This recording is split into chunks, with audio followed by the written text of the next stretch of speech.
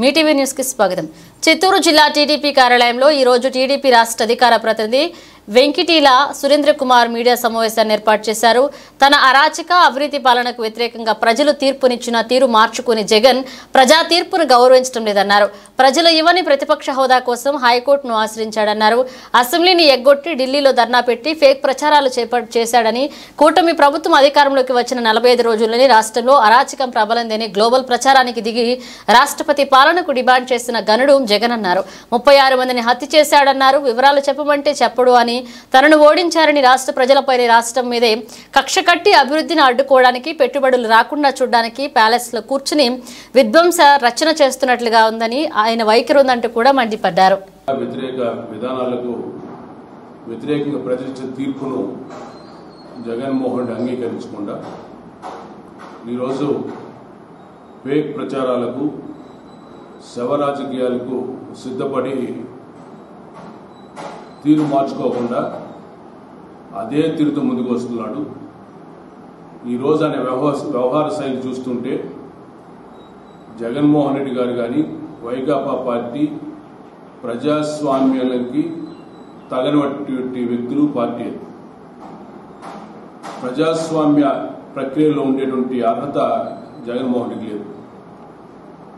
ఈరోజు 11 సీట్లు పరిమితం చేస్తే, ప్రతిపక్ష హోదా కూడా లేకుండా చేస్తే, ఆ ప్రజా తీర్పును గౌరవించకుండా హైకోర్టులో కేసు వేసి ప్రతిపక్ష హోదా కావాలనుకుంటున్నాడు.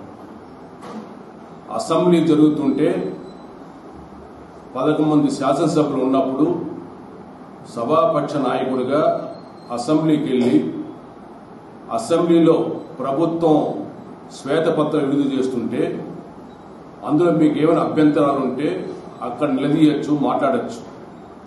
అయితే ఆ అవకాశాన్ని పక్కన పెట్టి అసెంబ్లీని బాయ్కాట్ చేసి ఢిల్లీలో ధర్నాలు చేసి అక్కడ ఫేక్ ప్రచారాలు, శవ రాజకీయాలు చేశారు.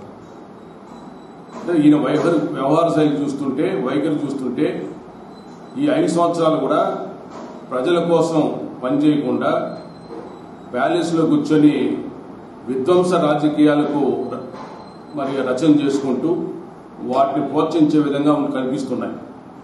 ఈరోజు ప్రభుత్వ అధికారంలోకి వచ్చిన తర్వాత 45 రోజుల లోపలనే ఈ రాష్ట్రంలో అరాచకం ప్రబలిందని, రాజకీయ హత్యలు జరిగిపోతున్నాయని చెప్పి ఫేక్ ప్రచారాలు చేస్తూ రాష్ట్రపతి పాలన విధించాలని డిమాండ్ చేసినటువంటి రాజకీయ నాయకుడు భారతదేశంలో ఒకే ఒక జగన్మోహన్ రెడ్డి.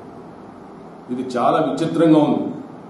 అసెంబ్లీలో అవకాశాలు ఉపయోగించుకోడు, అసెంబ్లీకి వెళ్ళడు. అంటే ఈయన ఉద్దేశంలో ఆయన ముఖ్యమంత్రిగా ఉండాలా, లేక ప్రతిపక్ష నాయకుడిగా ఉంటేనే ఆయన అసెంబ్లీకి వెళ్లే పరిస్థితి ఉంది. లేదంటే అసెంబ్లీ అవసరం లేదు, ప్రజాస్వామ్యం అవసరం లేదు. దీన్ని మేము తీవ్రంగా ఖండిస్తున్నాం. ఇది మంచి పద్ధతి కాదు. 36 మందిని రాజకీయ హత్యలు చేశారని చెప్పావు. నీకు నిజంగా దమ్ము, ధైర్యం ఉంటే ఆ 36 మంది పేరు ప్రకటించమని చెప్పి ఎంతమంది డిమాండ్ చేసినా స్పందించడం లేదు.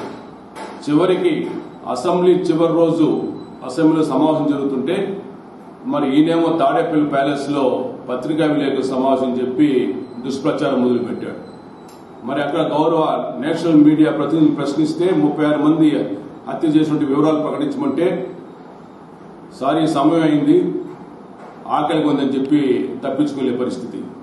ఇవన్నీ చూస్తుంటే జగన్మోహన్ రెడ్డి ప్రజాస్వామ్యానికి పనికిరాడు, వైకాపా పార్టీ ప్రజాస్వామ్యానికి పనికిరాదు. వీళ్లకు పూర్తిగా ప్రజాజీవితం నుంచి బహిష్కరించాల్సిన అవసరం ఉంది. లేదంటే రాష్ట్రాన్ని సర్వనాశనం చేస్తారు. ఈరోజు కూటమి ప్రభుత్వ అధికారంలోకి వచ్చిన తర్వాత కేంద్ర ప్రభుత్వం ఉదారంగా నిధులు ఇస్తూ రాష్ట్రాన్ని ముందుకు తీసుకెళ్లడానికి ప్రయత్నం చేస్తుంటే హర్షించాల్సినటువంటి ప్రతిపక్షానికి సంబంధించినటువంటి నాయకుడు ఈయన ఈ రాష్ట్రంలో అభివృద్ధిని అడ్డుకోవడం కోసం పాగుపడుతున్నాడు.